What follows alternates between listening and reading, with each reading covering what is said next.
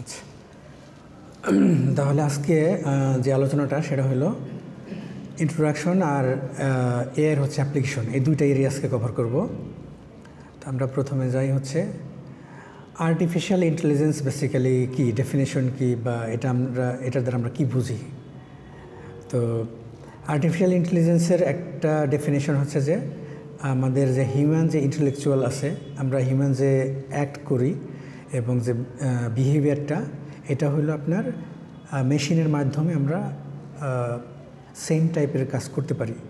তো আমরা যদি এটা এক্সাম্পল দিই যে আমরা এটা কীভাবে করতে পারি, যেমন ধরেন আমি অনেক বছর আগে মালয়েশিয়াতে প্রোটন কার ফ্যাক্টরিতে গেছিলাম। তো ওইখানে তখন ওই আপনার এইগুলা ওয়েল্ডিং যে বিষয়গুলো ওয়েল্ডিং, তো ওইটা কী করতো আপনার, ওটা ম্যানেজ করতে হলো ইয়ের মাধ্যমে, রোবটের মাধ্যমে।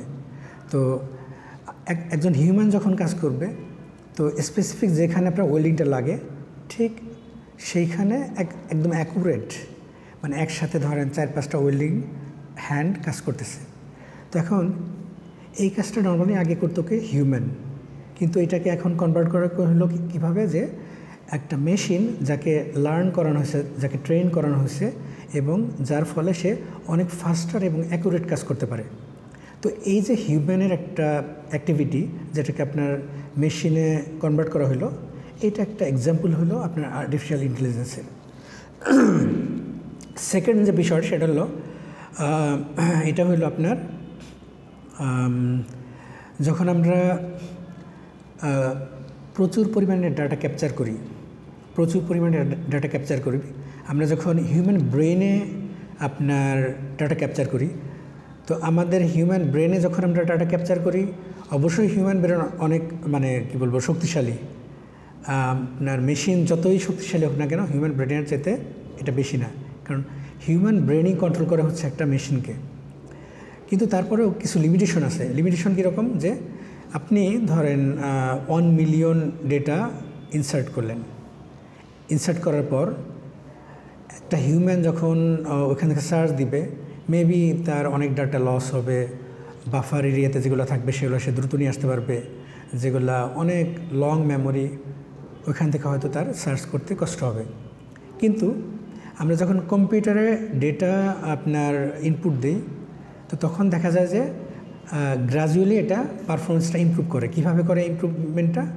প্রথমত হচ্ছে যে আমার ডেটা স্ট্রাকচার যেভাবে আমি মানে ডেটাগুলো যে স্ট্রাকচারে রাখি, এইটার উপর নির্ভর করতেছে হলো আমার ডেটা কতটা অপটিমাইজ হইতে, কতটা ফাস্টার আমি রিট্রিভ করতে পারবো। আর পারফরমেন্সটা কীভাবে ইমপ্রুভ করে, যেমন আপনারা যখন ল্যাপটপ বা কম্পিউটারে দেখবেন যে আপনারা প্রথম যখন সার্চ দেন, তখন সে কী বলে ইন্ডেক্স করার জন্য। যখন একবার ইন্ডেক্সিং হয়ে যায়, তখন কিন্তু আরও দ্রুত আপনার সার্চ করতে পারে। তার মানে হচ্ছে তখন ইনিশিয়ালি কিন্তু ডেটাগুলো আপনার হার্ড ড্রাইভে ছিল, কিন্তু সে তখন ফাস্টার সার্চ করতে পারতেছিল না। কিন্তু যখন একবার ইন্ডেক্স করে ফেলছে, তখন সে ফাস্টার করতে পারতেছে। ঠিক একইভাবে আমার আর্টিফিশিয়াল ইন্টেলিজেন্সের যে ডেটাগুলো আছে, যেমন ধরেন একটা সময় ছিল যে অ্যালগোরিদমগুলো ইউজ হইতো, এখন আরও বেটার অ্যালগোরিদম ইউজ হইতেছে। তো যত অপটিমাইজ এবং বেটার অ্যালগোরিদম মানে তৈরি হবে, তত ফাস্টার এবং পারফরমেন্সগুলো বেড়ে যাবে। এরপর হলো আপনার AI uses algorithms, models and neural networks to process complex information. আচ্ছা, এইখানে আপনার নিউরাল নেটওয়ার্কস এবং অ্যালগোরিদম আর মডেলসের কথা বলা আছে। সেটা হলো প্রথমত হলো আপনাদের তো মনে হয় হয়ে গেছেন, ডেটা স্ট্রাকচার কি পড়ে ফেলছেন আপনারা? তাহলে তো ওইখানে আপনারা অ্যালগোরিদমসের বিষয়গুলো পড়ছেন নাম্বার 1। আর হইলো এআইয়ের বিভিন্ন মডেল আছে, যেমন এনএলপি একটা মডেল। তো এই যে মডেলগুলা আপনার ফরেস্ট্রি একটা মডেল। তো এই মডেলগুলো হচ্ছে আপনার কাজ করতেছে। আর হলো নিউরাল নেটওয়ার্কসের যে বিষয়টা হলো আপনার নেটওয়ার্কিংয়ের ক্ষেত্রে আমরা আগে যখন একটা সময় ছিল যে আমরা একটা ফাইল কপি করতে দিলে অনেক লম্বা সময় লাগতো, তখন আপনার সিপিইউ কোর এগুলা নাম্বারগুলো মানে ছিল কী বলে লিমিটেশন ছিল। কিন্তু এখন ধরেন সুপার কম্পিউটারগুলা বা আপনার নেটওয়ার্কিংয়ের ক্ষেত্রে যদি আমরা বলি যে আমাদের বাংলাদেশে হয়তো অত ফাস্ট আমরা ডাউনলোড করতে পারি না, ওয়েস্টার্ন কান্ট্রিগুলোতে আপনি দেখবেন যে 1 GB ডাউনলোড করতে দিচ্ছেন মানে ডাউনলোড করতে দেওয়া দেরি, ডাউনলোড হইতে দেরি না এরকম, তাহলে কি ওইখানে নেটওয়ার্কগুলো অনেক ফাস্টার কাজ করতেছে। আর ফোর্থ হলো যে আপনার এআইয়ের মেইন গোল হচ্ছে যে আমাদের যে সিস্টেমটা এটা হলো আপনার এমনভাবে থিঙ্ক করবে, এমনভাবে আপনার রিজনিং করবে এবং অ্যাডাপ্ট করবে, একটা হিউম্যানের মতো অ্যাক্ট করবে আর কি। তো এখানে কয়েকটা জিনিস আছে। একটা হলো থিঙ্ক কী জিনিস, যে আপনার কোনো একটা প্রসেস করার আগে এটাকে কিভাবে করবে সেটা ডিফাইন করবে, নাম্বার 1। নাম্বার 2 হলো রিজনিংটা সেট করবে। আর নাম্বার 4 হলো অ্যাডাপশন। আপনার একটা জিনিস যখন মানুষ বারবার অ্যাডাপ্ট করে তখন যত সহজে করতে পারে। গতকালকে আমি একটা এক্সাম্পল দিয়েছিলাম যে আমি যখন সিঁড়িতে স্টেপগুলো হাঁটি, তো এই স্টেপ যখন আমি রেগুলার একটা বিল্ডিংয়ে ওঠানামা করি, তো পরবর্তীতে কিন্তু আমার ব্রেন কিন্তু চিন্তা করে না, সে দেখবেন যে মেকানিক্যালি পাগুলা চলতেছে এবং ওঠানামা করতেছি, মানে আমার কোনো প্রকার ব্রেনের মধ্যে ক্যালকুলেশন দরকার পড়ে না। কিন্তু আপনি যদি অচেনা একটা জায়গায় যান অথবা স্টেপগুলো একটু নর্মালি ধরেন এটা হচ্ছে যে 5 ইঞ্চের জায়গায় ধরেন এটা 12 ইঞ্চ মানে হাইটটা, তখন দেখবেন যে ব্রেন কিন্তু ক্যালকুলেট করে আগে, দেন হচ্ছে স্টেপগুলো দেয়, রাইট? তো এইখানে যে বিষয়টা হলো এটা হলো অ্যাডাপশন। তারপর ধরেন আপনি একটা এলাকায় বাস করতেছেন, ওই এলাকার যে ইগুলা মানে এটাকে বলে হচ্ছে আপনার এনভায়রনমেন্ট অথবা সারাউন্ডিংস, এটা কিন্তু আপনার ব্রেন ক্যাপচার করে। কিভাবে? একটা দোকান আছে, এখানে চায়ের স্টল আছে, এখানে একটা 10তলা বিল্ডিং আছে, এখানে একটা ব্যাংক বুথ আছে, আপনার ব্রেন কিন্তু এটা ক্যাপচার করে ফেলে। এবং আপনি যখন ওখানে যাবেন, যাওয়ার সাথে সাথে ব্রেন কিন্তু চিন্তা করে না যে আপনার আমি কোথায় আসছি, ব্রেন অটো এটা ক্যাপচার করে নেয়। কিন্তু আপনি এখান থেকে নতুন একটা জায়গায় যান, সারাউন্ডিংসগুলো চেঞ্জ হয়েছে, আপনার যে এটিএম বুথ ছিল, একটা চায়ের দোকান ছিল, একটা বিল্ডিং ছিল, এগুলো নাই। তখন কিন্তু ব্রেন কী করে, সরাসরি কিন্তু আপনাকে রিকগনাইজ করে না যে আমি এই জায়গায় আসছি। সে প্রথমে আগে ক্যালকুলেট করে, সে ভিশন দিয়ে দেখার পর সে ক্যালকুলেট করার পর তারপর সেট করে যে না এটা এই জায়গা। কিন্তু এইখানে আপনি 1 মাস থাকেন, 1 বছর থাকেন, দেখবেন যে আপনার অ্যাডাপশনটা চলে আসবে। সো এখানে আমাদের গোল যেটা এআইয়ের ক্ষেত্রে, সেটা হলো আমাদের প্রথমত হচ্ছে আমরা এমনভাবে সিস্টেমকে ডেভেলপ করব যে সিস্টেমটা থিঙ্ক করবে এবং রিজনিংগুলো সেট করবে, ফাইনালি হলো অ্যাডাপশনটা এমনভাবে করবে লাইক হিউম্যান। আর সরি, আমি এদিক থেকে একটা পয়েন্ট রেখে আসছি।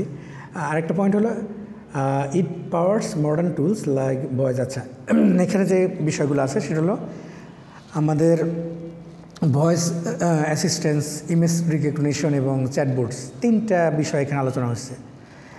এখন ভয়েস অ্যাসিস্ট্যান্টের ক্ষেত্রে কি আছে, ধরেন যারা ব্লাইন্ড, চোখে দেখতে পারে না, কয়টা বাজে, যেমন ঘড়িতে সে টাচ করলে শুনতে পারে যে কয়টা বাজে। তারপর হচ্ছে ভয়েস অ্যাসিস্ট্যান্টের ক্ষেত্রে আরও কিছু বিষয় আছে যে আপনার আইওটিবিটিজের আছে, কোনো একটা হোম যদি আপনার একটা অ্যাপার্টমেন্ট যদি আইওটি ডিভাইস দিয়ে করা হয়, তাহলে ভয়েস দিয়ে সে কন্ট্রোল করতে পারতেছে। তো ভয়েস অ্যাসিস্ট্যান্ট এইভাবে কাজ করতেছে। ইমেজ রিকগনিশনে আপনারা কয়েকজনের কাজ করছেন।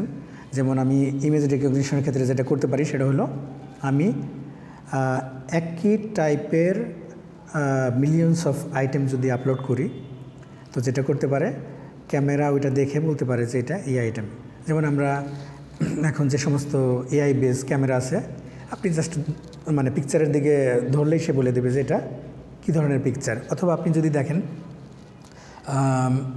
গুগল ড্রাইভ অথবা আপনার মাইক্রোসফটের ওয়ান ড্রাইভ, এখানে আপনি গেলে দেখবেন যে আপনার আমি হয়তো টোটাল ধরেন 1 লাখ ইমেজ আপলোড করে রাখছি।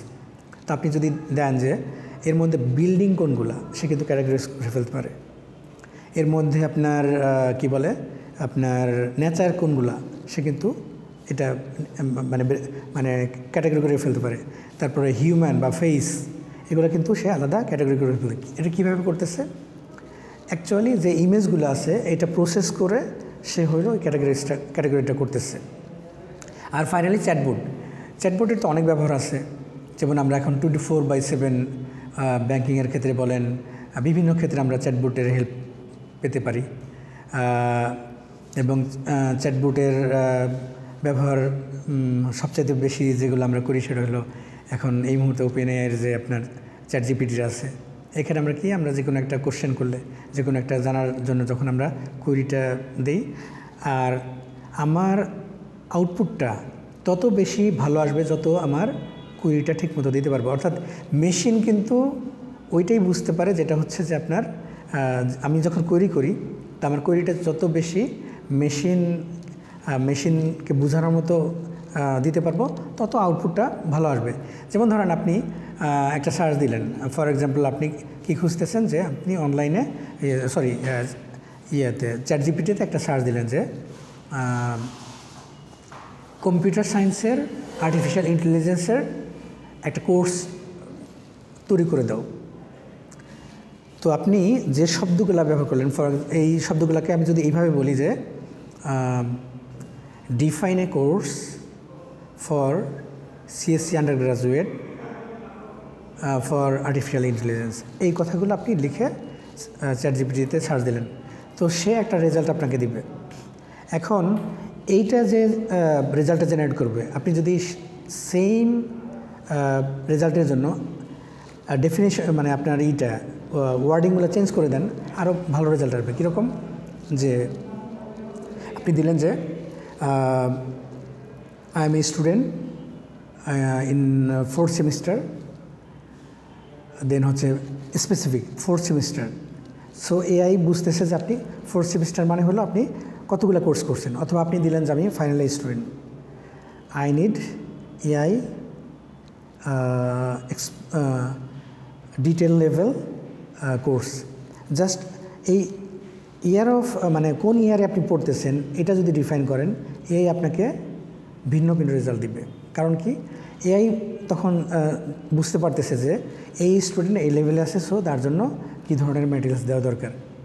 সো সার্চিংয়ের ক্ষেত্রেও আপনার চ্যাটবোটে আমরা যত ভালো ইনপুট দিতে পারবো তত ভালো আউটপুট চ্যাটবোট জেনারেট করবে।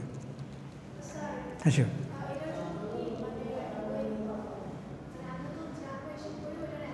রাইট।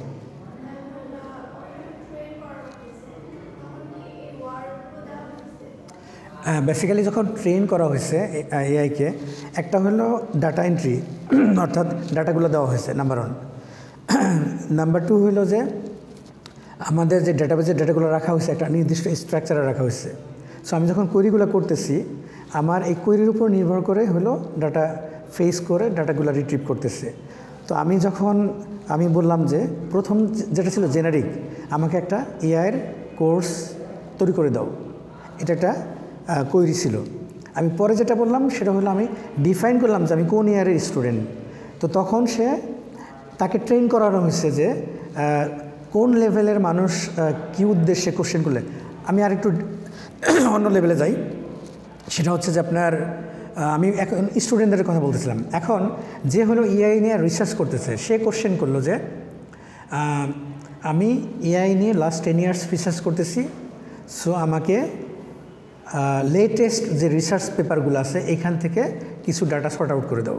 তো তার যে আপনার তার যে কোয়েরিটা কিন্তু ভিন্ন, এবং তার যে রেজাল্ট জেনারেট হবে এটাও হবে ভিন্ন।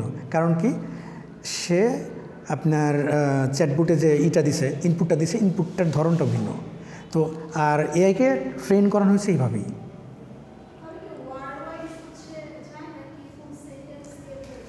ওয়ার্ডের কারণে হয় এগুলা, সেন্টেন্সের কারণে না। বেসিক্যালি আমরা যখন ওয়ার্ডগুলো ইউজ করতেছি, এই ওয়ার্ডের কারণে হচ্ছে আপনার চেঞ্জ হচ্ছে। এটাকে আপনি কিওয়ার্ড ধরতে পারেন। ধরেন আপনি দিলেন যে জাস্ট আমাকে একটা কোর্স ডিফাইন করে দাও, এটা একটা ওয়ার্ডিং। আর একটা হলো আমি 4th ইয়ার বা কী বলবো 4th ইয়ার বা 2nd ইয়ার স্টুডেন্ট, এটা একটা ওয়ার্ডিং। আর একটা হলো I am A researcher doing last 10 years research in specific একটা ফিল্ড।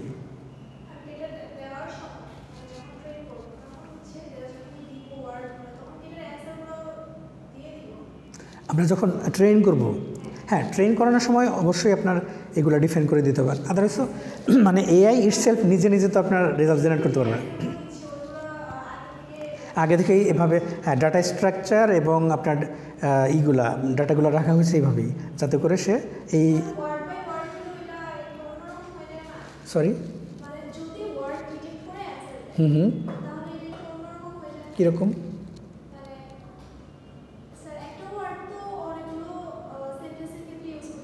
হ্যাঁ হতে পারে।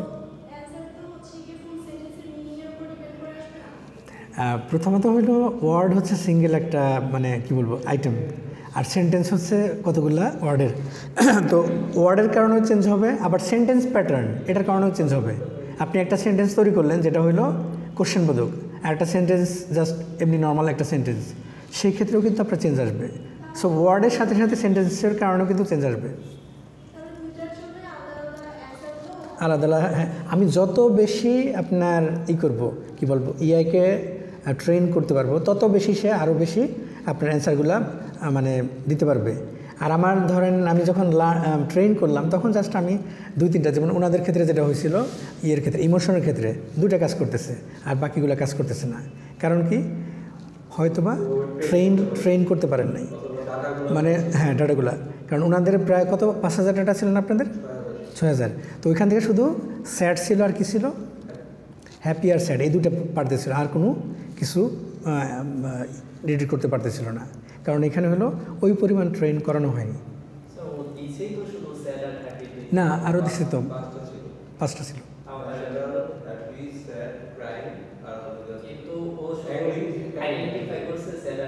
হ্যাঁ ক্লিয়ার?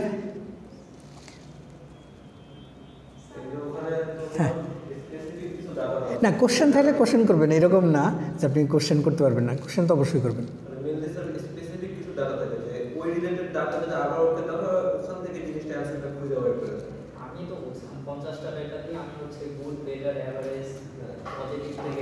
এইখানে বিষয় যেটা আপনি 50টা ডাটা নিয়ে করছেন, আপনি 50,000 দিয়ে করেন।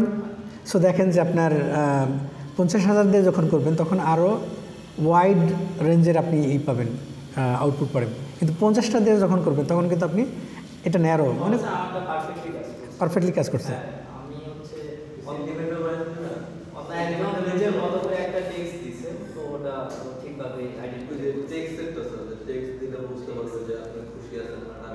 আচ্ছা আপনার কোশ্চেনটা?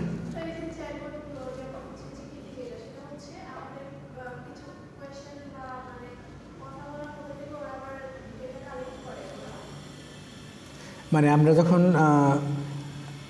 যখন কোয়েরি করতেছি এটার কথা বলতেছেন? মানে ডাটা কালেকশনের ব্যাপারটা কি মানে ইউজারের কাছ থেকে নিচ্ছে? হ্যাঁ হ্যাঁ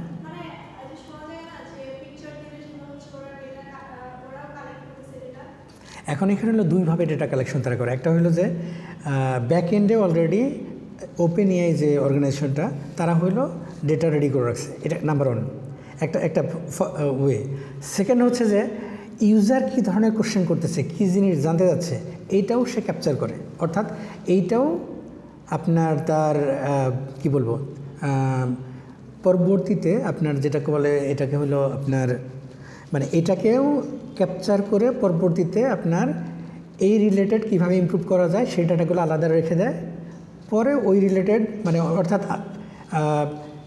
আমরা একটা চ্যাটবোর্ড ডেভেলপ করছি, তো সেখানে কিন্তু আমি যেভাবে ট্রেন করছি অতটুকুই, কিন্তু ইউজারের কোশ্চেনের কারণে কোশ্চেন সেটের কারণে কোনো যদি ডেভেলপমেন্ট লাগে, তো এই যে আমি কোশ্চেনগুলো করতেছি মিলিয়নস অফ ইউজারের কোশ্চেনগুলোও তারা ক্যাপচার করে এবং এটার কারণেও তারা হচ্ছে পরবর্তীতে এটাকে মডিফাই করে আর কি।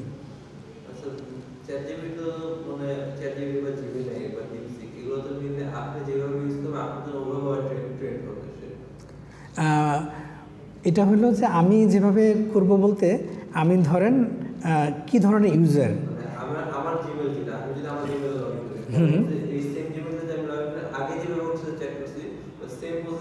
হ্যাঁ এটা খুবই স্বাভাবিক। যেমন আমি মানে হচ্ছে আমি একটা এক্সাম্পল দিই, ধরেন আমি এই পর্যন্ত কয়েকটা প্রজেক্টের জন্য আমি চ্যাটজিপিটির হেল্প নিছি। সে ফর এক্সাম্পল এনার্জি মিনিস্ট্রির আপনার ইএমআরডি একটা প্রজেক্ট, তো ওই প্রজেক্টের যখন আমি কাজ করছি পরবর্তীতে ধরেন আমি করছি কি বলে যেন এই ইউনিভার্সিটি অফ স্কলার্সের জন্য আমি কিছু একটা ডকুমেন্ট তৈরি করতেছি, তখন সে কী করতেছে অ্যালাইন করতেছে ওই প্রজেক্টের সাথে, কারণ সে ওইগুলো অলরেডি সে ক্যাপচার করে রাখছে, তার ক্যাপচার করে হ্যাঁ এবং সে যখন অ্যান্সার দিচ্ছে তখন সে বলতেছে যে তুমি তো ইএমআরডিতে এই ধরনের টেকনোলজি ইউজ করছো, সো তোমাকে কি আমি ইউনিভার্সিটির যে লেকচার শিট তৈরি করতে যাচ্ছ, আমি কি এখান থেকে কিছু দিব কি না, এইভাবে সে, কারণ আমার যে ইনপুট আছে ওই ইনপুটটা সে ইউজ করতেছে। আর কিছু? আচ্ছা, এখন যে আলোচনা করব এটা বেসিক্যালি মানে মনে রাখার জন্য কিছু না, জাস্ট গো থ্রু করার জন্য। সেটা হলো আপনার আমাদের এআর যে আপনার ইটা কি বলে আপনার টাইম ফ্রেমটা। তো আমরা এখানে যদি দেখি এটাকে বলা হলো ফিলোসফিক্যাল রুটস বিফোর 1950, অ্যারিস্টটলের সময় থেকে ধরা হয়েছে, লজিক অ্যান্ড রিজনিং রেন। তো এখানে হলো আপনার এর যে ডেভেলপমেন্ট ছিল ওই সময়টাতে বেসিক্যালি বিভিন্ন ধরনের লজিকগুলা নিয়ে কাজ করা হতো। এরপরে যেটা আসছে সেটা হলো আপনার থিঙ্কিং মেশিনস কনসেপ্ট, একটা মেশিন কীভাবে থিঙ্ক করে, সো এই জিনিসটা আসছে। আর এরপরের যে লেভেলটা সেটা হলো অ্যালান টিউরিংয়ের ক্ষেত্রে যেটা আসছে দ্য মেশিন আইডিয়া, যেটা 1936-এ এইটা। এরপরে হচ্ছে আপনার ম্যাথমেটিক্যাল অ্যান্ড কম্পিটিশনাল ফাউন্ডেশন, যেটা 1900 থেকে 1950-তে ডেভেলপ করছে। এখানে যেটা আসছে বুলিয়ান অ্যালজেব্রা আসছে, তারপর টিউরিং টেস্ট আসছে, তারপর হচ্ছে আপনার ক্লয়েড শ্যাননের ইনফরমেশন ভিত্তিক বিষয়গুলো আসছে, আর থিওরি নরবেট উইন্টার সাইবারনেটিক্স এইটা আসছে। এরপরে পরের লেভেল যেটা বার্থ অফ এআই, বেসিক্যালি এখান থেকে আমরা যে কারেন্ট এআই ইউজ করতেছি এটাকে বার্থ অফ এআই বলতে পারেন। এটা হলো 1956 থেকে শুরু করে দ্য ডারমাথ কনফারেন্স। তো এর মধ্যে কি আছে আপনার জন ম্যাকার্থির কয়েন্স আর্টিফিশিয়াল ইন্টেলিজেন্স, মানে প্রথম এই শব্দটা ইউজ করা হয় ফার্স্ট টাইম। তারপর হলো আপনার অ্যাটেন্ডিস মিংসি রোস্টার অ্যান্ড শ্যাননের যে আর্টিফিশিয়াল ইন্টেলিজেন্সের কনসেপ্টটা এটা আসছে। তারপর আর্লি প্রোগ্রামস, অর্থাৎ আমরা যদি প্রোগ্রামিংয়ের ক্ষেত্রে চিন্তা করি যে logic theorist, general problem solver, এটা কিন্তু আপনার 1956 বা 1960 আমাদের হয়তো বাংলাদেশে আমরা পাই নাই। বাংলাদেশে ধরেন আমাদের যে সমস্ত পুরাতন সফটওয়্যার ফার্ম আছে তার মধ্যে একটা হলো ধরেন ডেটাসফটের জন্ম হচ্ছে 1997-এ। তার মানে কি বাংলাদেশের পার্সপেক্টিভে যদি আমরা চিন্তা করি হয়তো আমরা এটা মিলাইতে পারবো না, কিন্তু এটা হলো ওয়ার্ল্ড ওয়াইড আমরা যদি চিন্তা করি এই যে টাইমলাইনটা, এই টাইমলাইনটা আমরা মিলাইতে পারবো। আর্লি গ্রোথ 1956 থেকে 1970। এইখানে হলো আপনার 1958-এ আপনার জন ম্যাকার্থি তার একটা ছিল আপনার মডেল ছিল, আর ফার্স্ট এআই আর রোবট তৈরি করা হয় এই টাইম ফ্রেমের মধ্যে এবং গেমসের ক্ষেত্রে ইমপ্লিমেন্ট করা হয়। আচ্ছা, আপনাদের তো মানে কি বলবো, আপনাদের যে এইজ যেটা আপনারা অনেক কিছুই হয়তো মানে দেখেন নাই। একটা সময় ছিল রাস্তায় রাস্তায় আপনার ভিডিও গেমসের দোকান ছিল, আপনারা কি দেখছেন? হ্যাঁ, আপনারা পেয়েছেন? আচ্ছা, কোথায়? আচ্ছা, তো এইটা কিন্তু এখন আর নাই। এখন কেন নাই? কারণ হলো এখন আপনার ওই ভিডিও গেমস খেলার জন্য আপনার একটা স্মার্টফোনই যথেষ্ট, অথবা যাদের হ্যাঁ হ্যাঁ না, ওইটা ছিল আলাদা, সম্পূর্ণ আলাদা। সাইবার ক্যাফে ছিল আলাদা, আর গেম খেলার জন্য ওইটা আলাদা একটা আলাদা দোকান ছিল। মানে আমার যতদূর মনে পড়ে 2 টাকা দিলে একটা নির্দিষ্ট টাইম খেলতে দিত।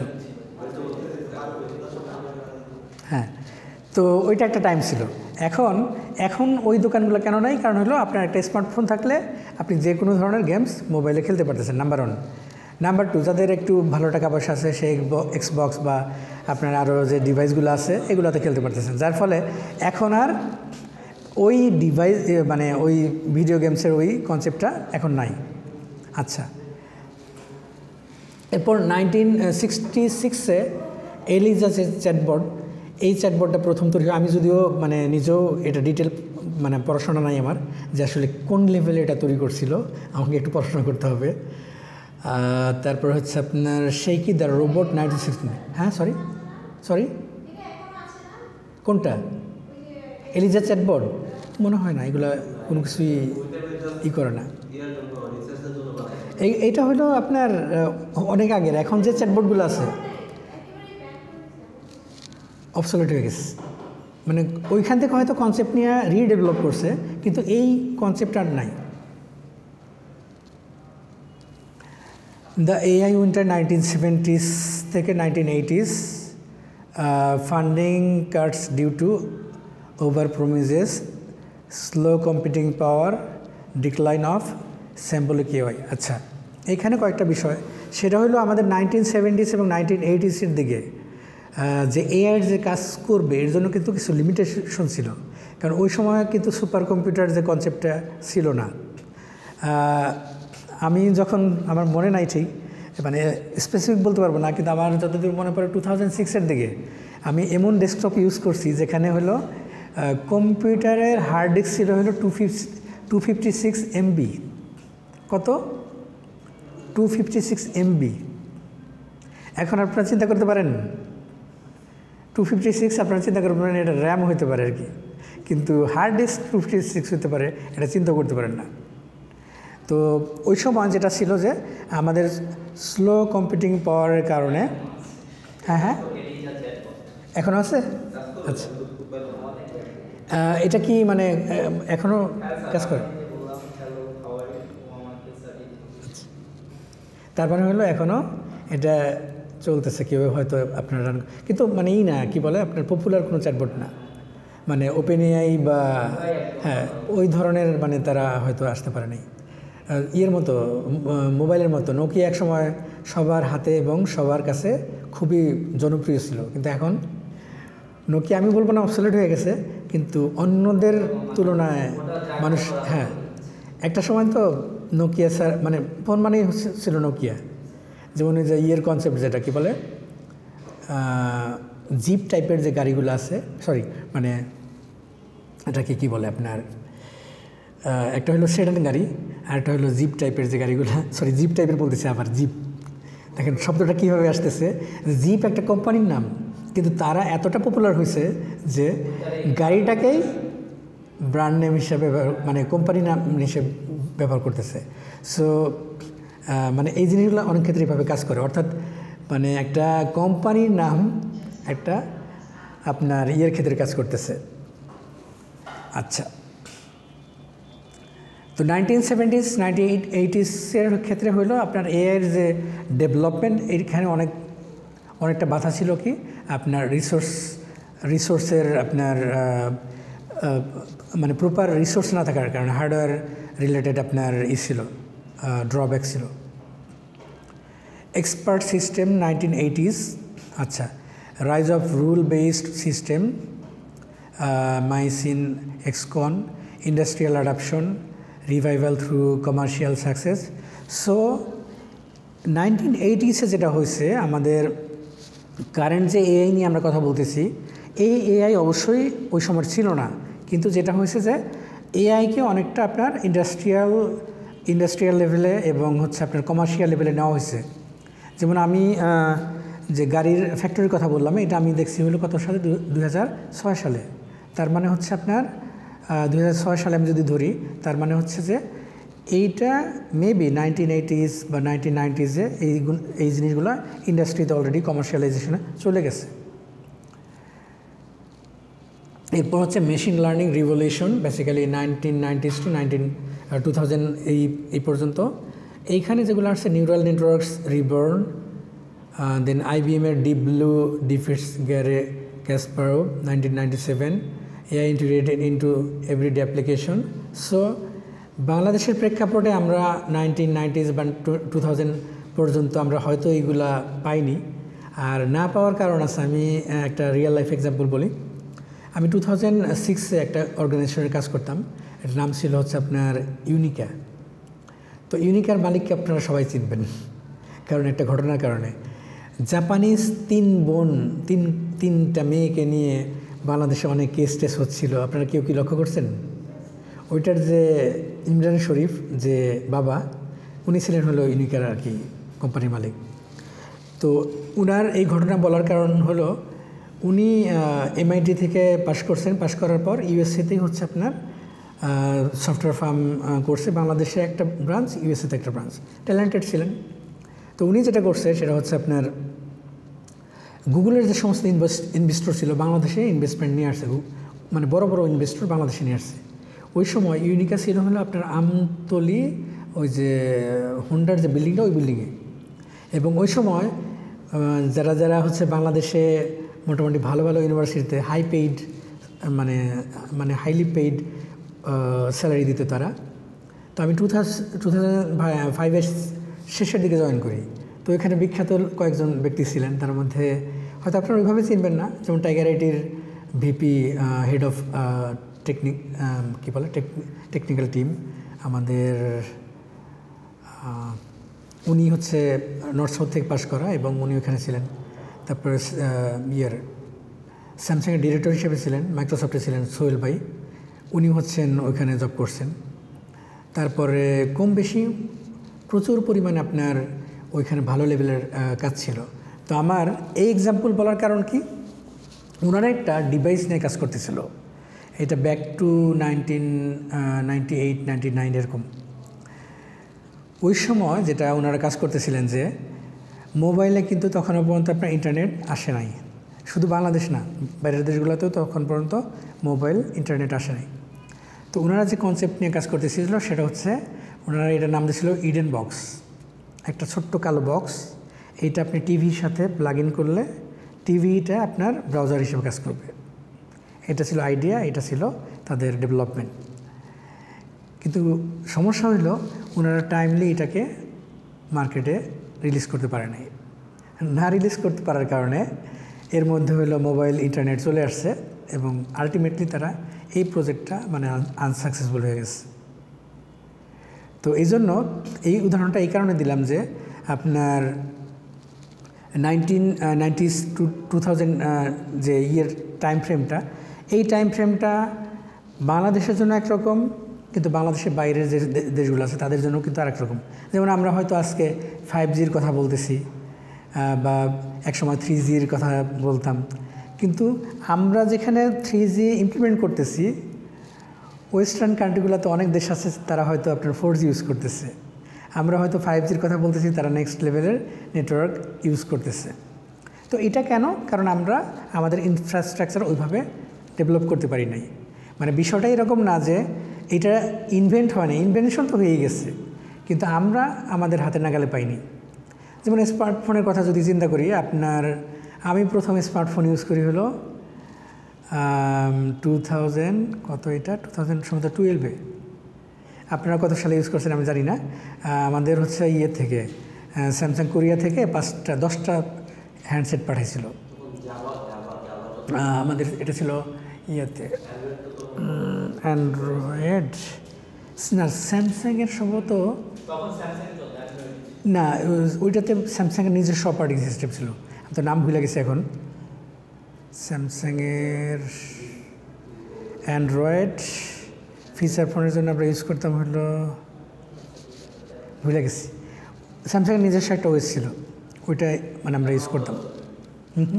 স্যামসাংয়ের স্যামসাংয়ের এখন যেটা হয়েছে, স্যামসাং হচ্ছে এখন যেটা করছে সেটা হলো, আচ্ছা একটু বলে ফেলি। স্যামসাংয়ের যেটা হয়েছে সেটা হলো স্যামসাং, তারপর হচ্ছে ইন্টেল, এরা সহ একটা নতুন একটা অপারেটিং সিস্টেম নিয়ে কাজ করতেছে, সেটার নাম হচ্ছে টাইজেন। আপনারা হয়তো অনেকের নাম শুনছেন। তো টাইজেন নিয়ে কতটুকু কাজ হয়েছে আমি আপনাদেরকে জানাতে পারবো, যেহেতু আমি সরাসরি এই প্রজেক্টে লিড দিচ্ছি একদম 4.0 থেকে 8.0 পর্যন্ত। এই প্রজেক্টে স্যামসাং একদিক দিয়ে সাকসেসফুল, একদিক দিয়ে আনসাকসেসফুল। তো সাকসেসফুল কতটুকু, স্যামসাং যেটা করছে যে কোনো কারণে যদি গুগলের সাথে তার কনফ্লিক্ট হয়, কোনো কারণে গুগল তাকে ওএস ইউজ করতে দিচ্ছে না, তখন সে কী করবে? তো এর জন্য সে টাইজেন নিয়ে কাজ শুরু করে। এবং স্যামসাং একা না, আরও কয়েকটা কোম্পানি, তার মধ্যে ইন্টেল ছিল, কিন্তু স্যামসাং লিড দিচ্ছে এটাতে। তো এই অপারেটিং সিস্টেম নিয়ে যখন কাজ করছে, তখন ধরেন smart watch, smart TV, smart camera, তারপর হলো এটাকে কী বলে মোবাইল ফোন, সবগুলো ডিভাইসের জন্যই তারা কাজ করছে। তো এখানে ফেইলর হইল, স্যামসাং 3টা মডেল মোবাইল ফোন বাজারে রিলিজ করছিল, তার মধ্যে Z1, Z2, Z3, কিন্তু ফেইলর। কারণ কি, তার অ্যাপ স্টোরটা ওইরকম রিচ ছিল না, ফলাফল ইউজাররা এখান থেকে মুখ ফিরিয়ে নিছে। কিন্তু সাকসেসফুল কোথায়? স্যামসাংয়ের স্মার্ট ফ্রিজ আপনি ইউজ করেন, স্মার্ট ক্যামেরা ইউজ করেন, স্মার্ট কিছু ওয়ারেবলও কিছুদিন আগ পর্যন্ত তারা ইউজ করতো, কিন্তু কেন যেন তারা ডিসিশন নিচ্ছে আবার অ্যান্ড্রয়েডে ব্যাক করছে। তো স্যামসাংয়ের বেশ কিছু ডিভাইস এখন আপনি ইউজ করবেন যেটা হলো টাইজেন অপারেটিং সিস্টেম, কিন্তু আপনি টের পাবেন না যেটা টাইজেনের অপারেটিং সিস্টেম, মানে আপনার অপারেটিং সিস্টেমটা স্মুথ এবং আপনি কোনো পার্থক্য পাবেন না টাইজেনের সাথে। তো এইখানে তারা সাকসেসফুল। তো লাস্ট আমি কাজ করছি তখনও তারা কাজ করতেছে, কিন্তু তাদের স্কোপ অনেক কমায় ফেলছে, মানে আগে যেরকম ইনভেস্ট করতেছিল টাইজেনের পিছনে যে পরিমাণ, তাদের ইনভেস্টমেন্টটা কমায় ফেলছে। হ্যাঁ, তো এখন আমার 1990s এবং 2000-এর দিকে যে টেকনোলজিগুলো দেশের বাইরে ছিল, সেই টেকনোলজিগুলো কিন্তু বাংলাদেশে ছিল না। এখন যে টেকনোলজিগুলো বাইরে আছে, বাংলাদেশে কিন্তু সেম টেকনোলজি নাই। তো এটার কারণ হচ্ছে আমাদের ইনফ্রাস্ট্রাকচার আমরা ওইভাবে ডেভেলপ করতে পারি নাই। Deep learning and big data এটা হলো 2010 থেকে শুরু হয়েছে। তো এইখানে আপনার 2012-এর দিকে অ্যালেক্সেন্ড, ইমেজ নেট রিভলিউশন, তারপর হচ্ছে আলফাগো বিটস ওয়ার্ল্ড গো চ্যাম্পিয়ন, এটা 2016-এর দিকে। আর রাইজ অফ জেনারেটিভ এআই যেটা হলো লেটেস্ট। আর ট্রান্সফরমার যেটা আমরা ইউজ করতেছি এই মুহূর্তে, বার্ড, জিপিটি TF5। তো বিভিন্ন ধরনের অর্গানাইজেশন আপনার এই ডিপ লার্নিং আর কোনটা ট্রান্সফরমার্স, এটা হলো আমরা যেগুলো ইউজ করতেছি আপনার এই যে জিপিটি বলছি, চ্যাট জিপিটি, এগুলোর মধ্যে। হ্যাঁ, এইটা রাইজ অফ জেনারেটিভ এআই, এটা হলো লেটেস্ট। আর তার আগে হলো আপনার ট্রান্সফরমার, জিপিটি ছিল, T5 ছিল, বার্ড ছিল, এটা তার আগের ভাষণ। এটা হলো আপনার মাইলস্টোনস টাইমলাইন, জাস্ট আমরা যা আলোচনা করলাম সেইটাকে একটা টাইমলাইন আকারে একটা ফ্রেমের মধ্যে দেখানো হয়েছে। সরি, হিস্ট্রি না, মুখস্থ, মানে কী বলবো এটাকে, এই মুখস্থের জিনিস পরীক্ষা না দেওয়াটাই মানে ভালো, কারণ এইটা আপনাকে কোনো উপকার করবে না। আপনার ধরেন আপনার ডিপ ব্লু কখন হয়েছে, এইটাতে আপনার কী উপকার হবে? আপনি তো কোশ্চেন করলেই পাচ্ছেন। সো এই ধরনের অহেতুক মেমোরিতে জমা করার জন্য কোনো ইনফরমেশন থাকা উচিত না। তার চাইতে দরকার হচ্ছে যে আপনাকে এমন কোশ্চেন করা হবে যে কোশ্চেনের দ্বারা আপনি উপকৃত হবেন, কোনো কিছু লার্ন করবেন। এটা লার্নিংয়ের বিষয় না, এটা মনে রাখার বিষয়। আর মনে রাখার বিষয়টা হলো এখন আমাদের হাতের নাগালে আছে, আমি যে কোনো সময় মোবাইলে সার্চ দিলে আমি এটা বের করতে পারবো। আর এগুলো আলোচনা করলাম হচ্ছে শুধু আমরা ব্যাকগ্রাউন্ডটা বোঝার জন্য, ধারণার জন্য, মানে এই আলোচনার উদ্দেশ্য হলো জাস্ট ধারণা পাওয়া, এখান থেকে কোনো কিছু মনে রাখার দরকার নেই। মডার্ন এআই অ্যাপ্লিকেশনস, এটা হলো আমাদের আজকের যে টপিকের সেকেন্ড অংশ। তো হেলথ কেয়ার একটা সেক্টর, ফিনান্স একটা সেক্টর, ট্রান্সপোর্টেশন, এডুকেশন, তারপর হচ্ছে আপনার image and speech recognition, automation, chatbots, robotics, আরও অনেক এরিয়া আছে, বাকি আমরা 8টা এরিয়াতে আলোচনা করব। হ্যাঁ, এটা বেশি মানে এআইয়ের যে আপনার অ্যাপ্লিকেশন ইমপ্লিমেন্টেশন সবচেয়ে বেশি এখানে কাজে লাগতেছে। প্রথমে হচ্ছে আমরা আলোচনা করি এলো AI in health care. Health কেয়ারে এআই কীভাবে হেল্প করতেছে। আচ্ছা, প্রথম হলো disease diagnosis, drug Discovery, medical imaging. আচ্ছা, এইটা নিয়ে আমরা যদি একটু আলোচনা করি, ডিজিজ ডায়াগনোসিসের ক্ষেত্রে এআই কীভাবে হেল্প করতেছে। আমরা তো ধরেন আগে যেটা করতাম, এক্সরে করতাম, ইসিজি করতাম, তো কি হইতো আপনার, আমি যখন এক্সরে করতেছি, এক্সরের যে আপনার কী বলে ফিল্মটা রিড করে একটা কি করে আপনার একটা রিপোর্ট জেনারেট করে, মানে যেটা হলো টেক্সট বেজ। তো এখন আগের যে মেশিনগুলো ছিল সেটা কি করতো, আপনার যে ফ্রেমওয়ার্কের মধ্যে, অর্থাৎ এখানে একটা স্পট আছে, সো এটার মিনিং কি, তার ফ্রেমওয়ার্কের মধ্যে যতটুকু দেওয়া আছে ঠিক ততটুকু থেকে আপনার একটা ফিল্ম থেকে কি করতো, একটা 1 পেজ একটা রিপোর্ট জেনারেট করতো। এআই এখন যেটা করতেছে, মানে এআইয়ের অ্যাডভান্টেজটা কি, এআই যেটা করতেছে সেটা হলো এই ফিল্মের মধ্যে যতগুলা এলিমেন্ট আছে, এআই কি করতে পারতেছে, সে তো পুরা মানে তার নেটওয়ার্কের মধ্যে যত ডেটা আছে সে কম্পেয়ার করতেছে যে এখানে কী কী প্রবলেম আছে। আগে তো ছিল একটা নির্দিষ্ট ফ্রেমের মধ্যে আমার যা ডিফাইন করা আছে এর মধ্যে যদি কিছু থাকে আমি কম্পেয়ার করতেছি, আমি রিপোর্টের মধ্যে লিখে দিচ্ছি যে এখানে একটা সিস্ট আছে, এটা আছে, এটা বোন একটু ন্যারো হয়ে গেছে, এই ধরনের কিছু কথাবার্তা লিখে দিচ্ছে। এটা ডিফাইন। এআই কী করতেছে? এআই হলো যে এই রিপোর্ট যেটা, অর্থাৎ আমার যে এটাকে কি বলে এক্সরে, যে মানে এক্সরে, এটাকে প্লেট বলে না, প্লেট। সো এক্সরে যে প্লেট, এইখান থেকে সে তার নেটওয়ার্কের মধ্যে যত ধরনের ডিসিমিলিটি আছে, কমপ্লেক্স আছে, সবগুলো সে কম্পেয়ার করে তারপর হচ্ছে আপনার কি করতেছে, রেজাল্ট জেনারেট করতেছে। সো এইটা আরও অনেক বেশি ডিটেল লেভেলে এবং অনেক বেশি রোবাস্ট, যে আপনার রোগ আইডেন্টিফাইয়ের ক্ষেত্রে আরও ভালো কাজ করতেছে। Number 1, drug Discovery. মেডিসিনের ক্ষেত্রে আমরা লাস্ট ডেতে আলোচনা করছিলাম যে যতগুলা প্যান্ডামিক আগে আসছে ওই সময়কার আপনার এটাকে বলে হচ্ছে আপনার ভ্যাকসিন তৈরি করতে কোভিড-19-এর আগে যতগুলো ভ্যাকসিন তৈরি হয়েছে, ধরেন আমি যদি বলি একটা ভ্যাকসিন তৈরি করতে আগে সময় লাগছে 1 বছর বা 2 বছর। কোভিড-19-এর ক্ষেত্রে এআই থাকার কারণে এটা ধরেন অনেক ফাস্ট কাজ করছে। 3 to 6 মান্থস তারা হিউম্যান বডিতে পুশ করতে পারছে, মানে এত দ্রুত। কেন? এআই যেটা করছে যে তার যে হিস্টোরিক্যাল ডাটাগুলো আছে, হিস্টোরিক্যাল সিমটমগুলো আছে, হিস্টোরিক্যাল কি বলে এটাকে এলিমেন্টগুলো আছে, সবগুলা ডেটা নিয়ে সে অ্যানালাইসিস করে যে ইনফরমেশনগুলো দিতে পারছে। তো মেডিকেল সায়েন্স এটা খুব দ্রুত মানে এইটা কী বলে ভ্যাকসিনটা দ্রুত বাজারে নিয়ে আসতে পারছে এর কারণে, যেটা এর পূর্বে কখনো এরকম হয় নাই।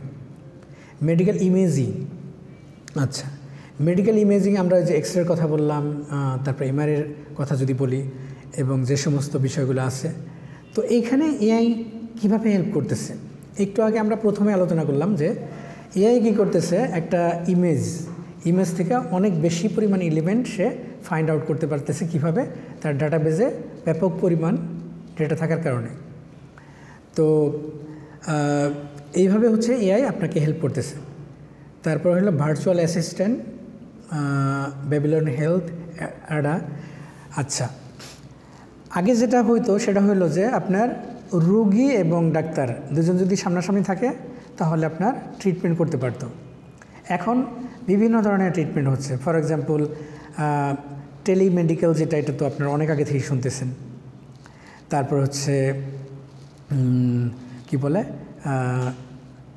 আপনার করোনার সময় যেটা হয়েছে যে ডাক্তার যারা ছিল তারা কোভিড-19-এর ভয়ের কারণেই হোক, যে কারণেই হোক, সরাসরি কিন্তু রুগী দেখতেন না। তারা কি করতেন, যে চেম্বারে রুগী এসে বসতেন আর উনি দূর থেকে কনফারেন্স যেরকম করি আমরা গুগল মিটে, ঠিক ওই রকম রুগীর সাথে কনফারেন্স করে তার ডাটাগুলো নিয়ে দেন হচ্ছে আপনার করতেন, কি বলে আপনার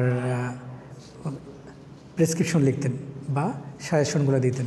তো ভার্চুয়াল অ্যাসিস্ট্যান্ট এইখানে কিভাবে কাজ করতেছে? নাম্বার 1 হলো যে আপনার এআই কীভাবে হেল্প করতেছে, যে আপনার একজন পেশেন্ট এখন বাংলাদেশে আছে, কিন্তু সে ইংল্যান্ড যাওয়ার মতো তার আর্থিক সামর্থ্য নাই, কিন্তু ইংল্যান্ডের একজন বিশেষজ্ঞ ডাক্তার আছে যার কাছে আপনার কি করতে হবে, তার ট্রিটমেন্ট নিতে হবে, তার একটা ফিডব্যাক নিতে হবে। তো এখন এআই থাকার কারণে যে হেল্পটা হচ্ছে সেটা হলো যে তার ডাটাগুলো যদি আপনি ডাক্তার কাছে পাঠিয়ে দেন, ডাক্তার হচ্ছে আপনার নাম্বার 1 হলো আপনার ডেটাগুলো এখন এটা কমিউনিকেশনের কারণে এটার এখানে কোনো এআইয়ের কোনো কাজ নাই, যেটা ডাটা কালেক্ট করতেছে এখানে এআইয়ের কোনো ভূমিকা নাই। এআইয়ের ভূমিকা কি? এআইয়ের ভূমিকা হলো ভার্চুয়ালি একটা রুগীর ডেটাগুলো কালেক্ট করতে পারতেছে। কীরকম? যেমন ধরেন যাদের ঘুমের সমস্যা হয় তাদের যেটা করা হয় সেটা হলো একটা মেশিন তাদের মানে তাদের সাথে আর কি সেট করে দেওয়া হয়। তো এই মেশিন লাগানো অবস্থায় আপনার সে সারা রাত ঘুমাবে। ঘুমানোর পর যেটা হবে সেটা হলো এই মেশিনটা বেশ কিছু ডাটা আপনার এই যে সে হয়তো 8 ঘন্টা ঘুমাইলো, এই 8 ঘন্টার মধ্যে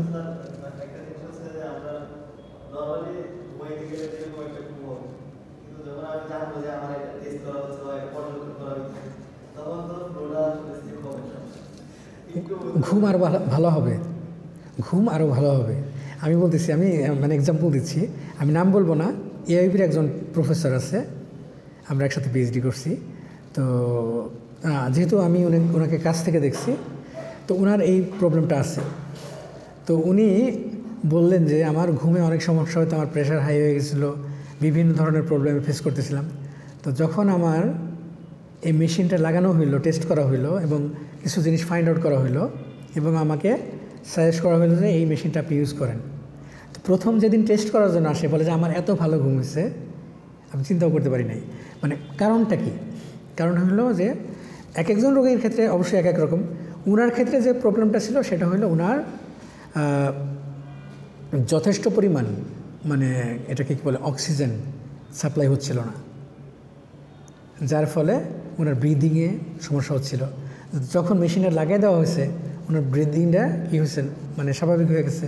সো উনি একটা ডিপ স্লিপ দিতে পারছে। তখন নির্ভর করে, আমি সব রোগীর ক্ষেত্রে বলতেছি না, আমি একটা টাইপের ক্ষেত্রে বলতেছি যে আমি জানি যে উনি এই মেশিনটা ইউজ করে এবং এটার কারণে উনি আরও মানে বেটার স্লিপ, মানে ওনার ঘুমটা ভালো হয় আর কি। তো এখন এই ধরনের যে টুলগুলো আছে, এটা কি করতেছে যে একজন মানুষ তার যে বিভিন্ন ধরনের ফিজিক্যাল যে কন্ডিশনগুলো আছে, এই কন্ডিশনাল ডাটাগুলো সে ক্যাপচার করতেছে আপনার এই মেশিন থেকে, এবং এই মেশিন অ্যানালাইজ করে তার যে প্রবলেমগুলো এটা ফাইন্ড আউট করতে পারতেছে। আর এরপর হইল deep minds I disease detection. So এইখানে হলো যে আমাদের যে চোখের যে বিভিন্ন ধরনের প্রবলেম, এই প্রবলেমের ক্ষেত্রেও আপনার এআই হেল্প করতেছে এটা ডিটেকশনের ক্ষেত্রে। যে মানে আই তো অনেক সেন্সিটিভ একটা জিনিস, আপনারা হয়তো জানেন কি না, যে চোখের যে আপনার এরিয়াটা, এটা কিন্তু অনেক সেন্সিটিভ জিনিস। এবং এইখানে যে অপারেশনগুলো করা হয়, আপনারা হয়তো ভিডিও দেখে থাকবেন, আপনারা সার্জারি দেখছেন কিনা আমি জানি না, আমি দেখছি লাইভ সার্জারি। তো এখানে যে সার্জারিগুলো করা হয়, মানে অনেক কমপ্লেক্স একটা অপারেশন চোখের ভিতরে। তো এইখানে আপনার এআই হেল্প করতেছে আপনার হেলথ কেয়ার ইন্ডাস্ট্রিতে। এরপর হলো ট্রান্সপোর্টেশনে কী কী হেল্প করতেছে, আপনার সেলফ ড্রাইভিং ভেহিকল চলে আসছে। যদিও বাংলাদেশের প্রেক্ষাপটে এটা এখনও চিন্তা করা যায় না, কারণ তাকে এত বেশি লার্ন করাইতে হবে, ওইটা লার্ন করানোর চাইতে আপনার একজন ড্রাইভার রাখা সহজ বাংলাদেশের প্রেক্ষাপটে। সো এটা আমাদের জন্য আপাতত ফিজিবল না, কারণ হ্যাঁ না, বাংলাদেশে ধরেন হচ্ছে আপনার সে ফর এক্সাম্পল ডান থেকে আসতেছে, বাম থেকে আসতেছে, সামনে থেকে আসতেছে, পিছন থেকে আসতেছে। এখন এআইকে আপনাকে লার্ন করাইতে হবে যে কোনো দিক থেকে আসতে পারে, সো তুমি ওই রকম সতর্ক থাকো। তারপরে রাস্তা পারাপারের ক্ষেত্রে, পারাপারের জায়গা না, সেখানেও যে কেউ হঠাৎ করে সামনে আসতে পারে, তুমি ব্রেক করার জন্য রেডি থাকো। আমি এটাই বলতেছি যে বাংলাদেশের প্রেক্ষাপটটা তাকে না পারবে, তাকে ট্রেন করাইতে হবে সেই লেভেলে। এবং সে অন্যান্য দেশে ধরেন সে ড্রাইভ করতেছে 100 কিলোমিটার, 150 কিলোমিটার/আওয়ার, বাংলাদেশের সে এতগুলো অবস্টাকল থাকার কারণে সে 10 কিলোমিটার/আওয়ার মানে ড্রাইভ করবে, 5 কিলোমিটার/আওয়ার ড্রাইভ করবে, কারণ তার ব্রেনে থাকবে যে কোনো সময় অবস্টাকল আসতে পারে। হ্যাঁ, এআইকে ট্রেন করাইতে এখানে বিশাল ব্যাপক পরিমাণ আপনার খরচ যাবে, কারণ হলো এত বেশি অবস্টাকল আছে। তো এই এনভায়রনমেন্টটা তাকে শিখাইতে প্রচুর সময় লাগবে। হ্যাঁ, ওইটাই বললাম আর কি, বাংলাদেশের প্রেক্ষাপট তাকে ট্রেন করে তারপরে বাজারে মানে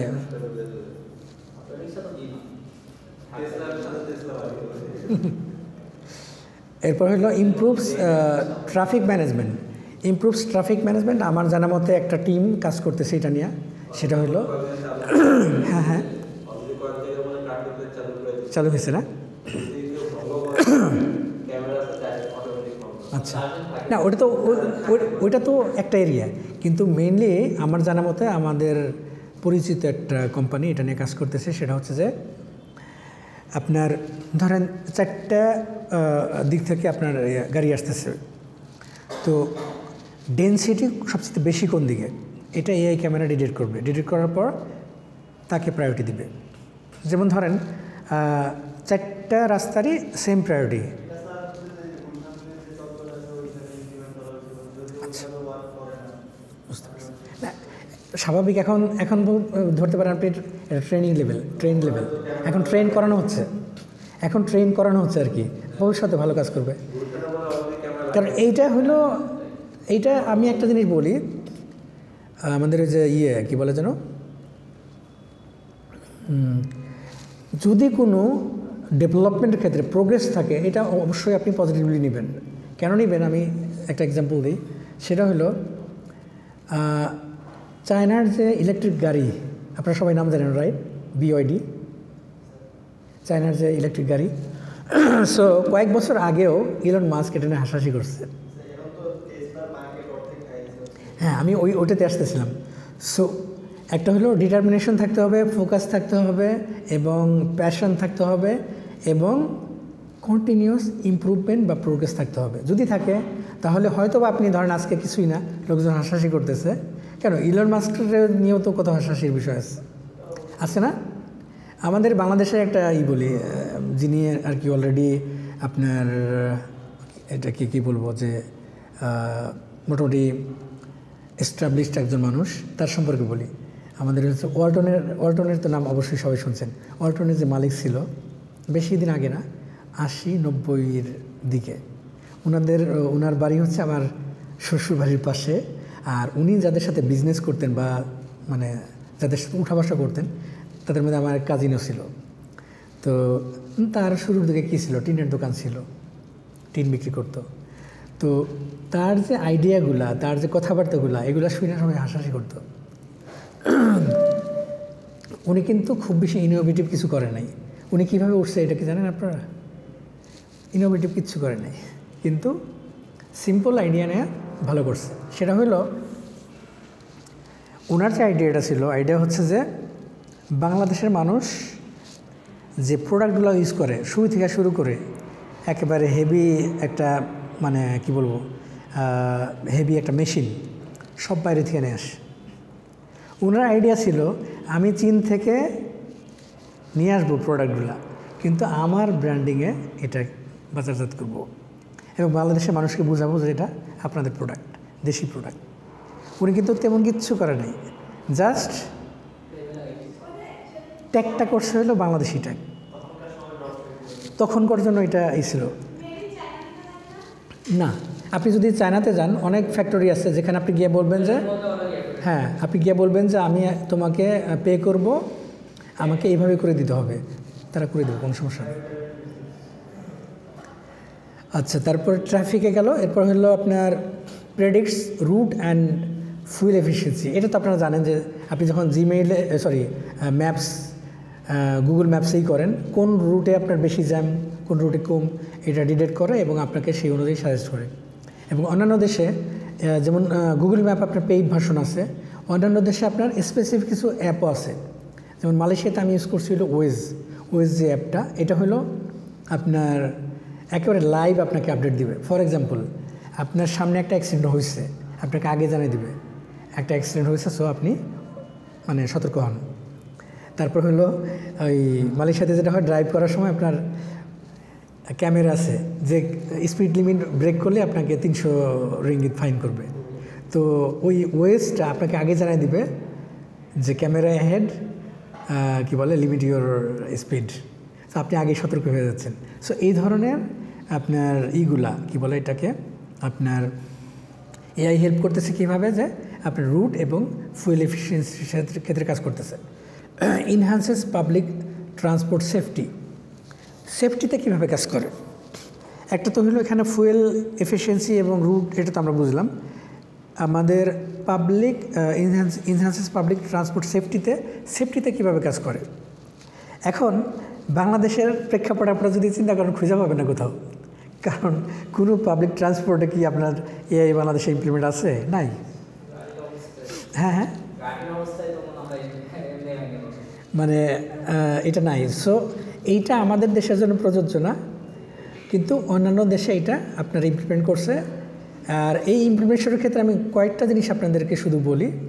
যেমন ধরেন সিঙ্গাপুরে যেটা করছে সেটা হলো আপনার সিঙ্গাপুরের ট্রাফিক সকালবেলা একরকম, দুপুরে একরকম, রাতে একরকম। আপনি যদি চিন্তা করেন যে সবসময় একইভাবে গাড়ি চালাইবেন, ফাইন খাবেন। কীরকম এটা?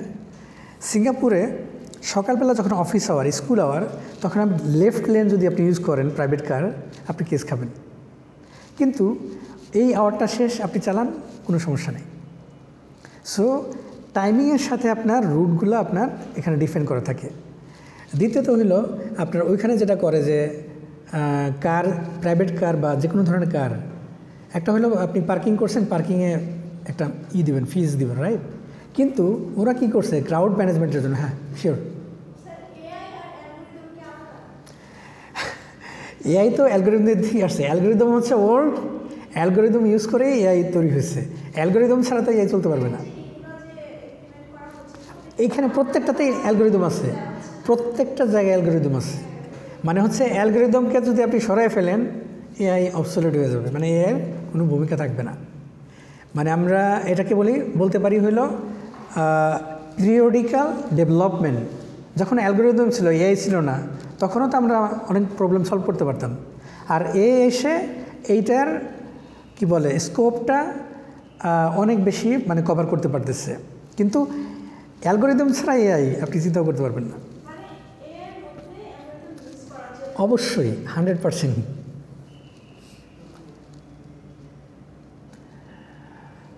এরপর হলো আপনার supports logistics and delivery automation. আচ্ছা, এইটা আপনারা দেখতে পারবেন বিশ্বের বিভিন্ন ধরনের, আপনি এয়ারপোর্টে দেখবেন। আমি মালয়েশিয়ান এয়ারপোর্টে দেখছি, আর কোন এয়ারপোর্টে দেখছি খেয়াল পড়ে না। আপনার ওরা হচ্ছে ওই রোবট টাইপের আপনার আছে, এটা হচ্ছে আপনার রান করতেছে। সে হইল ওই কী বলে যেন আপনার এটাকে কি বলে, কোনো কিছু ডিসপ্যাচ করার জন্য সে কাজ করতেছে। তারপর আপনার বিন হিসাবে কাজ করতেছে, মানে বিভিন্ন ধরনের কাজ করতেছে এআই। হ্যাঁ, এবং সেও কিন্তু আপনার ওই যে সব কিছু ডিটেক্ট করতে পারে। যেমন ধরেন আপনার একটা ফ্লাইটের লোকজন নামছে, তো তারা যাচ্ছে, সে কিন্তু ওই আপনার ধাক্কা খাবে না, অর্থাৎ সে তার রুট দেখে দেখে যেতে পারবে। AI in finance and banking, real time fraud ডিটেকশনের ক্ষেত্রে এআই কাজ করে। কিভাবে? আমাদের বাংলাদেশের ব্যাংকিং সেক্টরের একটা বড় অভিজ্ঞতা তো আপনাদের জানা আছে, রাইট?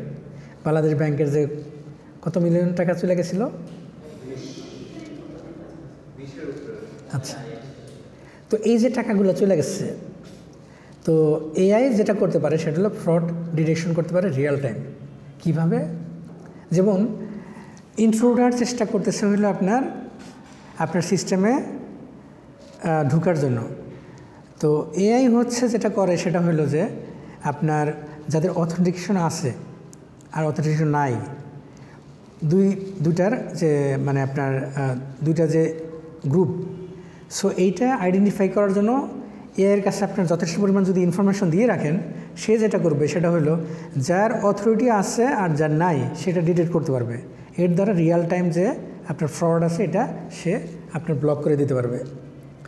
অটোমেটস কাস্টমার সার্ভিস, এটা তো আমরা অলরেডি দেখতেছি। সেটা হলো যে আমরা আগে কী করতাম, সোনালী ব্যাংকে যখন ছোটোবেলায় যাইতাম, একটা ফর্ম ফিল আপ করেন, এখানে দাঁড়ায় থাকেন, এখানের পর আরেকটা কাউন্টারে যান, এখনও করা লাগে। লাস্ট আমি কবে যেন গেছি একবার, টাকা পাঠাবো, হ্যাঁ, আমার এত বড় একটা ফর্ম ধরাই দিছে। তা আমি জিজ্ঞেস করছি যে এখানে কী লিখবো, এখানে কি, বিরক্ত হয়ে গেছে। আমি বললাম ভাই এত বড় ফর্ম দিচ্ছেন, তো দরকারটা কি, আমার নাম ধাম আর কত টাকা পাঠাচ্ছি, কার কাছে পাঠাচ্ছি, এটুকু হইলেই তো হয়, এত বড় ফর্ম কেন? আমি এরপরে করছি যে মানে এরপরে অন্য কেউ যদি বলেও যে ভাই একটু সোনালী ব্যাংকে গিয়ে টাকা দিয়ে আসেন, আমি জীবনেও যাবো না। কারণ কি,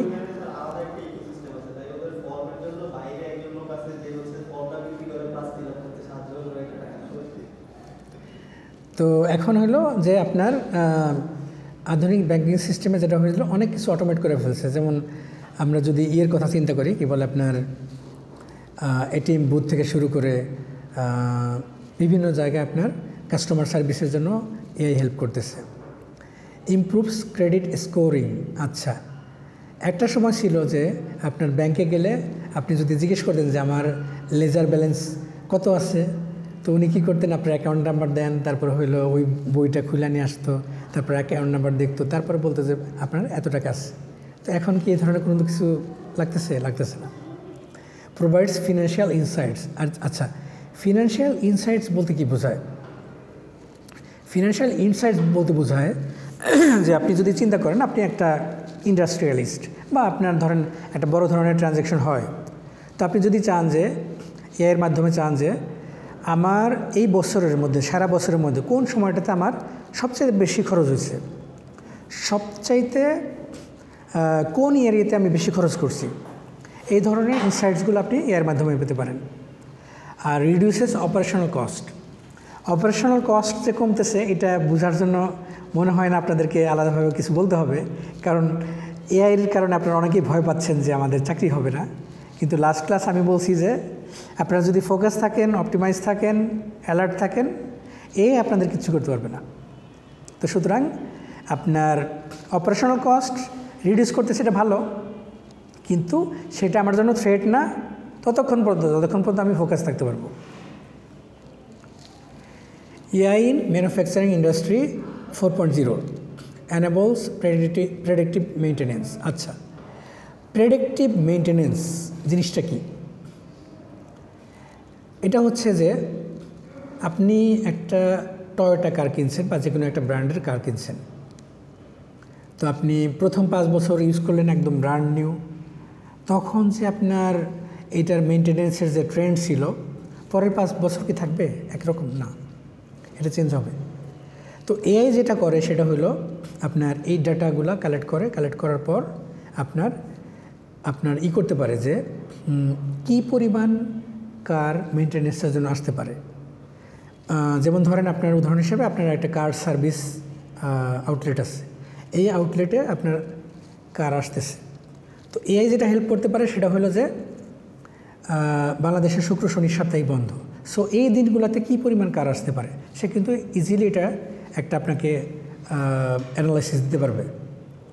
ছুটির দিনগুলোর বাইরের যে দিনগুলো আছে সেইগুলোতে কী ধরনের হবে, অথবা আপনার সরকারি ছুটির দিন যেগুলো হলো উইকেন্ড না, সেইখানে কী ধরনের আপনার আসবে এখানে কিন্তু প্রেডিক্ট করতে পারবে। তো এইটা হইল ইন্ডাস্ট্রির জন্য প্রযোজ্য এবং শুধু ইন্ডাস্ট্রি না আউটলেটের জন্য প্রযোজ্য। তারপরে হলো আপনার ইমপ্রুভ কোয়ালিটি কন্ট্রোল। আপনি যখন এআই ইউজ করতেছেন তখন আপনার যে ইন্ডাস্ট্রির যে বিভিন্ন অংশ, তার মধ্যে আমি যদি অটোমোটিভ ইন্ডাস্ট্রির কথা চিন্তা করি এবং অন্যান্য ইন্ডাস্ট্রির কথা চিন্তা করি, কোয়ালিটি ডে বাই ডে আপনার ইমপ্রুভ হইতেছে। যেমন ধরেন এখনকার কারগুলো দেখবেন যে কারের যে ড্যাশবোর্ডগুলো দেখবেন এখানে অনেক কিছু আপনার এআই ইমপ্লিমেন্ট করা হয়েছে। আগের যে কারগুলো ছিল আপনার অনেক ক্ষেত্রে ছিল না, সেন্সর ছিল কিন্তু লাইট ছিল না, এখন শুধু লাইট আছে। শুধু তাই না, এআই বেস যে ক্যামেরাগুলো আছে, যেমন আপনি রাইট ইন্ডিকেটর দিচ্ছেন, সাথে সাথে রাইট সাইডের যে আপনার রাস্তার অংশটা আপনি ক্যামেরায় দেখতে পারবেন। লেফট ইন্ডিকেটর দিচ্ছেন, সাথে সাথে আপনার লেফট আপনি দেখতে পাচ্ছেন। তো এই যে ইমপ্রুভমেন্টগুলো এটা এর মাধ্যমে আসতেছে। তারপর হলো পাওয়ার্স স্মার্ট রোবোটিক্স। সরি না, ওই সেন্সর সিস্টেম আগেও ছিল, কিন্তু এখন যেটা মানে লেটেস্ট যেগুলো সেগুলো হলো যে আপনার মানে আরও সুবিধাজনক আর কি। কারণ পার্কিংয়ের ক্ষেত্রে ধরেন আমি মানে কি বলবো, যখন শুরু থেকে পার্কিং করতাম গাড়ি, তো অনেক ভয় লাগতো পার্কিং করা। তো যখন আমি ওই যে ক্যামেরা ইউজ করলাম দেখলাম যে না, অনেক সহজ হয়ে গেছে। কারণ কি আপনার সে শুধু সেন্সই করতেছে না, সে দেখাইতেছে যে কতটুকু স্পেস আছে।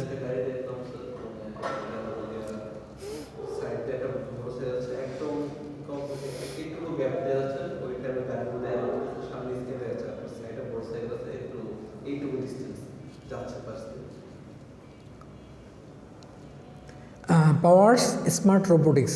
সো আমরা এখন ইন্ডাস্ট্রিতে স্মার্ট রোবট ইউজ করতেছি, যে রোবটগুলা হিউম্যানের চেয়ে তো ফাস্টার এবং অ্যাকুরেটলি কাজ করতে পারে। শুধু তাই না, এইটা অনেক ক্ষেত্রে আপনার যেটা করে সেটা হলো যে যে সমস্ত জায়গায় ধরেন আপনার হিউম্যান কাজ করা সম্ভব না, সেখানে ওই রোবটগুলো ভালো কাজ করতে পারে। যেমন ধরেন আপনার অনেকগুলো জায়গা আছে যেখানে মানে মানুষ কাজ করতে গেলে অ্যাক্সিডেন্ট হওয়ার সম্ভাবনা বেশি, তো সেইখানে আমরা রোবটগুলো ইউজ করতে পারতেছি। তারপর অপটিমাইজ সাপ্লাই চেন। আচ্ছা, আমার পিএইচডি কিন্তু সাপ্লাই চেনের উপর। পিএইচডি হচ্ছে আপনার হইলো কি বলে আপনার sustainable hospital supply chain management আমার পিএইচডি। তো এখন সাপ্লাই চেইন হলো আপনি প্রতিদিন ঘুম থেকে উঠে যে কাজগুলো শুরু করেন একেবারে ঘুমানো পর্যন্ত প্রত্যেকটা জিনিসই সাপ্লাই চেইনের আন্ডারে। আপনার কাছে যে খাবারটা আসে একেবারে কৃষক বীজ বপন থেকে শুরু করে দেন হচ্ছে মানে শস্য উৎপাদন করা থেকে এই ফুল সাইকেলটাই সাপ্লাই চেইন। সাপ্লাই চেইন বলতে বোঝানো হয় যে আপনার কোনো একটা, আমি যদি প্রোডাক্টের ক্ষেত্রে ধরেন আপনি ব্রেড, প্রতিদিন ব্রেড ফ্যাক্টরিতে ব্রেড হচ্ছে এবং আপনার কাছে আসার পর আপনি সকালে এটা নাস্তা করতেছেন। সো একেবারে ইনিশিয়েশন থেকে কনজামশন পর্যন্ত যে সাইকেলটা, এটা হলো সাপ্লাই চেইন। যেমন আপনার ব্রেডের ক্ষেত্রে কি হয়, প্রথমত আগে আপনার কৃষককে গম বা ভুট্টা এটা উৎপাদন করতে হবে।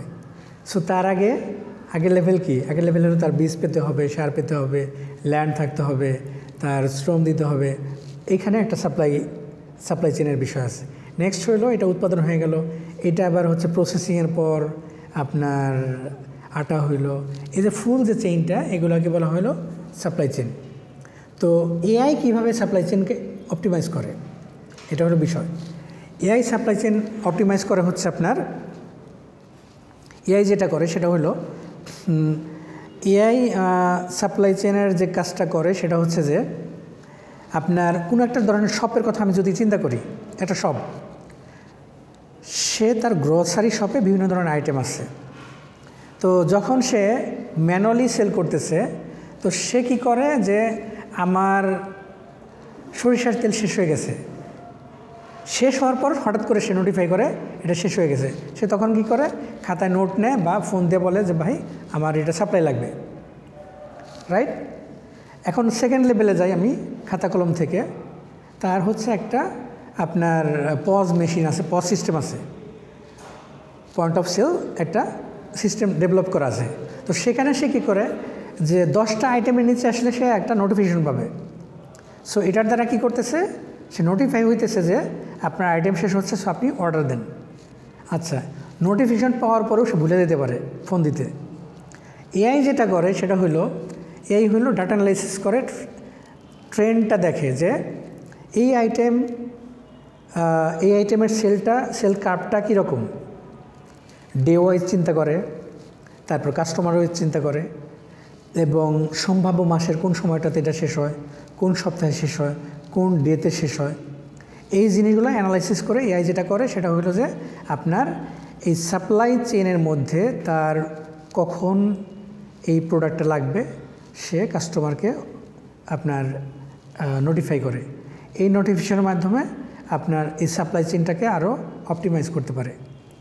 আমি যখন এই সাপ্লাই চেইন নিয়ে কাজ করি, আমার একটা ইচ্ছা ছিল, আমার IEEE একটা পেপার আছে, সেটা হলো আপনার early estimation of software project, একটা 3টা পেপার আছে। তো আমার ইচ্ছা ছিল হলো সাপ্লাই আর ডিমান্ডকে বাই ডিরেকশনাল মেথডে নিয়ে আপনার এটাকে কীভাবে অপটিমাইজ করা যায়।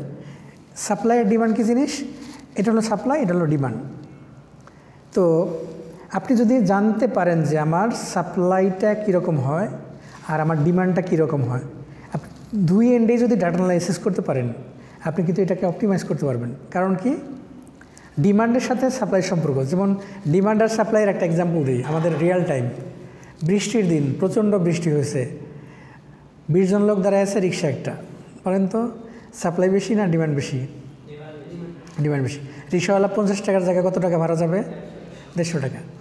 কিছুই করার নেই, আপনি 10 জন লাইনে দাঁড়াচ্ছেন, রিক্সাওয়ালা জানে যে 10 জনের একজন 150 টাকা বললেও যাবে। এবার উল্টাটা আসেন, মানে এমন একটা সময় 20টা রিক্সা দাঁড়িয়ে আছে, আপনি একা গেছেন।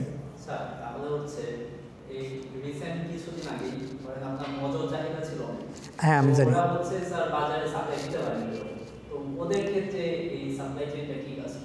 এখন মজুর যে সাপ্লাই চেনের হেড ছিল ফেরদৌস সালিন ভাই, উনিও আমাদের 2 বছর আগে পিএইচডি শেষ করছেন। শেষ করার পর এখন ইউএইর একটা ইউনিভার্সিটিতে জব করতেছেন। তো মজুর যে ক্ষেত্রটা সেটা হলো যে তারা প্রপারলি কাস্টমার যে নিডটা এটা দিতে পারেনি।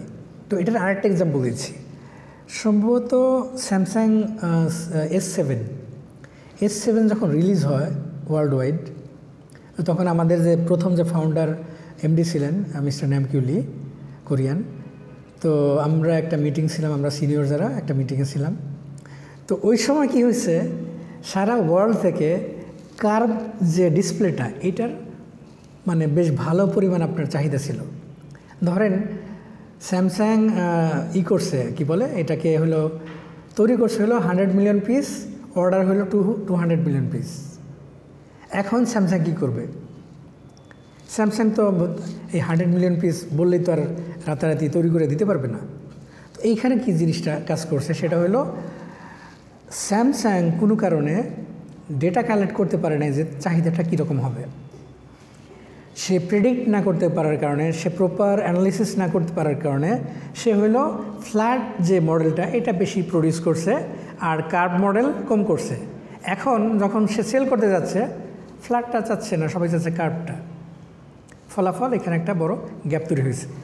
আমি মোজোর যে কোম্পানি আকিজ, তাদের ইন্টারনাল বিষয় জানি না, বাকি তাদের ক্ষেত্রেও এই টাইপের কোনো একটা ঝামেলা হয়েছে। অর্থাৎ তারা চিন্তা করছে হয়তো ফিলিস্তিন ইস্যুতে আপনার কোক লোকজন এত বেশি অ্যাভয়েড করবে না, কত ইয়ার আমাদেরটা নিবে, হয়তো বা আমি আগে মাসে 100 সেল করতাম, এখন হয়তো 105টা সেল হবে, এইভাবে তারা অ্যানালাইসিস করছে।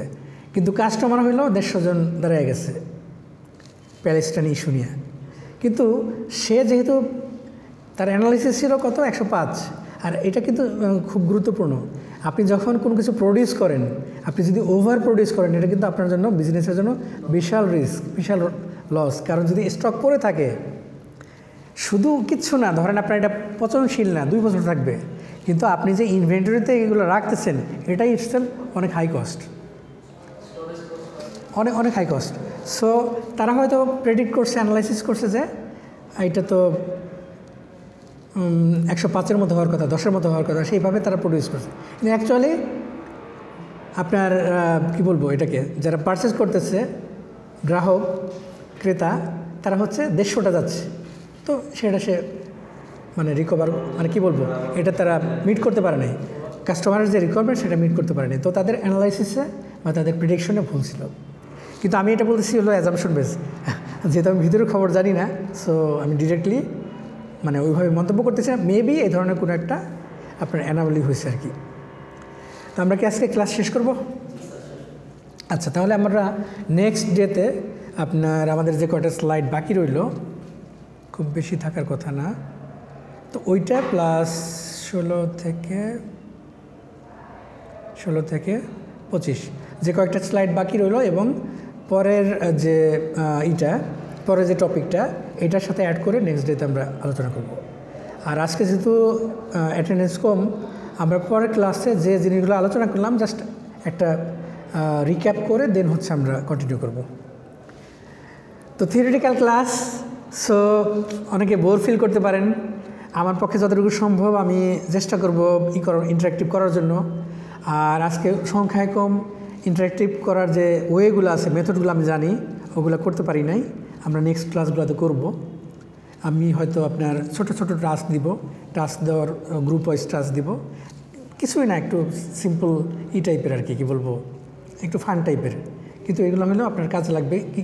এই জন্য যে আমি কথা বলতেছি, অনেকের ব্রেন আর নিতে পারতেছে না, কিন্তু আমি যদি আপনাদেরকে এনগেজ করতে পারি, এটা আরও ভালো কাজ করবে। আর সেকেন্ড হলো আপনারাও ওপেন, কোনো পরামর্শ যদি আমার মানে লেকচারের ধরন অথবা লেকচারের মধ্যে কোনো কিছু ইনপুট দিতে হয়, আপনারা অবশ্যই এটা হলো ওপেন আপনাদের জন্য, যে আপনারা অলওয়েজ ফিডব্যাক দেবেন।